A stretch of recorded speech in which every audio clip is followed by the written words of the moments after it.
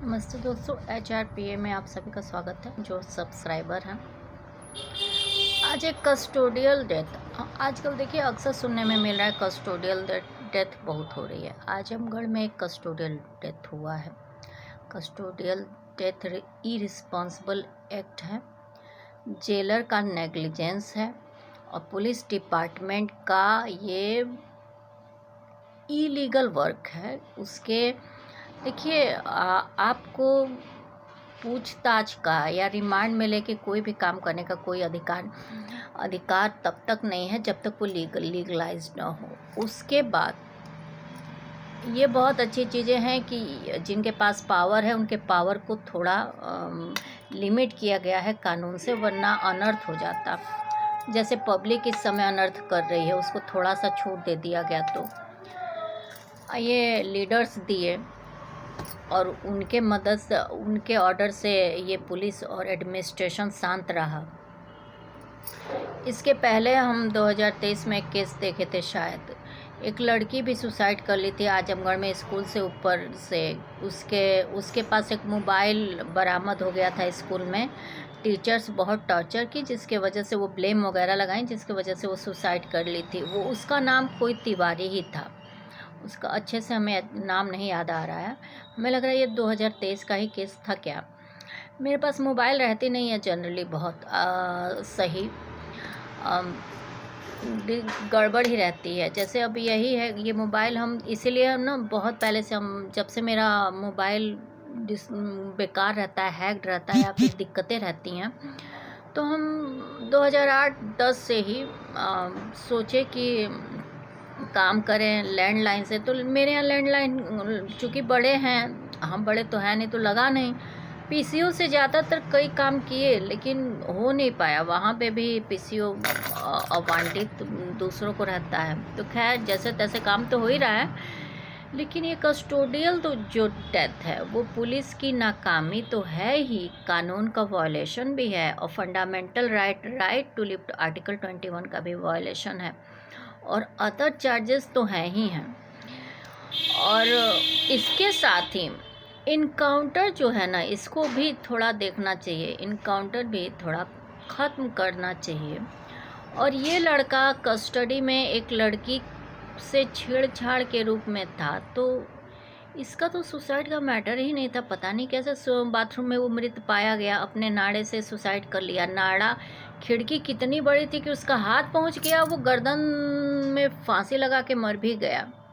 हर कहाँ मतलब एक नाड़ा कहाँ, खिड़की में कितना ऊंचाई तक था, मान लीजिए झरोखा होगा, रोशनदान होगा, उसमें लगाया तो बाथरूम में कहाँ से कहाँ कैसे हाथ उसका पहुंचा। इतना तो होना ही चाहिए ना कि जिससे लटक के आदमी गले पर प्रेशर पड़े। मौत अगर फांसी से होती है तो आपकी ये हड्डी टूट जाती है। इस हड्डी के टूट जाने के बाद इंसान की सांसें नहीं चल पाती और वो उसकी डेथ हो जाती है। तो फांसी में सबसे बड़ी बात नेक की बोन्स टूटी होती हैं, तो वो कैसे वहाँ तक पहुँचा, ये बहुत बड़ी विचित्र बात है। और दलित था, उसके भाई और परिवार वाले, गांव वाले बवाल तो कर रहे हैं लेकिन ये गलत को रोक नहीं पा रहे हैं वहाँ का एडमिनिस्ट्रेशन।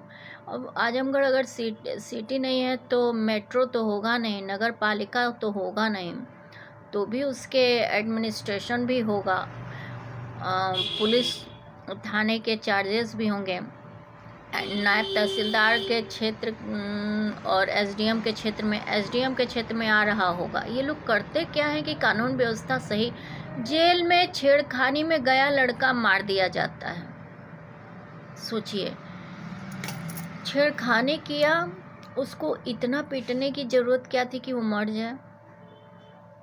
ठीक है, आप लोग इतना अश्लीलता को बढ़ावा दिए हैं, उसी माहौल से वो बच्चा भी पड़ा है। हो सकता है कोई लड़की अच्छी लगी हो, घूम रही थी या उसके घर की तरफ जाके राउंड मार रहा होगा। लड़की है तो शिकायत तो करेंगे ही सब ना कि पुलिस वाले थोड़ा दिखाएं। आप 3 दिन जेल में रखें, वो मर गया, मतलब या तो आप मारे, वो सुसाइड किया, आप ऐसे हालात पैदा किए, यही ना किए। तो हमें लगता है कि देखना चाहिए कोर्ट को इस टाइप के केसेस। क्रिमिनल जो हैं जिनके पर सिर्फ एक मर्डर के केसेस हैं और वो कंडीशन से मर्डर्स हुए हैं, हैबिचुअल मर्डर नहीं है, मर्डरर नहीं है, ऐसे लोगों को भी 10 साल जेल में रख के उनका केस सॉल्व नहीं होता। एक अपराधी, सीरियस अपराधी बना। अभी लॉरेंस बिश्नोई क्या है, वो अपराधी थोड़ी था। कॉलेज गुटबाजी में एक मर्डर हो गया, उसके बाद वो इतने लंबे टाइम तक जेल में रहा, इतने लंबे टाइम तक जेल में रहा कि एक पढ़ने वाला बच्चे से मर्डर हो जाना उसके टाइम में। कैंपस का माहौल ऐसा होता है, सोसाइटी से अब में अगर ऐसे केसेस हो तो सोसाइटी जो टॉक्सिक पीपल्स होते हैं वो अबेटमेंट का काम करते हैं। और सब कोई महात्मा बुद्ध नहीं होता है, ये बात भी मान के चलना चाहिए। हाँ, अपराध नहीं होना चाहिए, कंट्रोल होना चाहिए।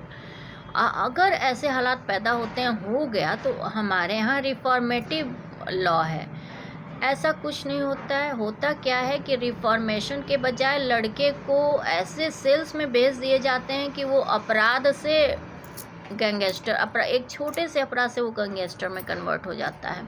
अब वो कन्वर्जन नहीं करेगा तो सोसाइटी में किसके साथ रहेगा? सोसाइटी का माहौल भी गंदा है।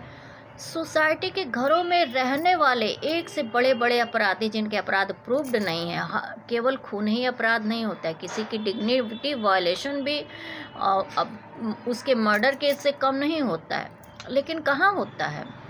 और ऐसे ही जो नहीं बर्दाश्त कर पाते हैं उनसे ये हाल हो जाता है। तो लड़का ठीक है, आपका माहौल भी तो ऐसा है। हमारे सड़क पे देखिए चारों तरफ आवारा घूमते रहते हैं। लड़कियों को अगर इस टाइप का बिहेव करे, कितना इनको, यहाँ तो बेलूपुर की पुलिस भी जो है बनारस की, चले जाइए ना तुम, एक से एक लोफर मिलेंगे।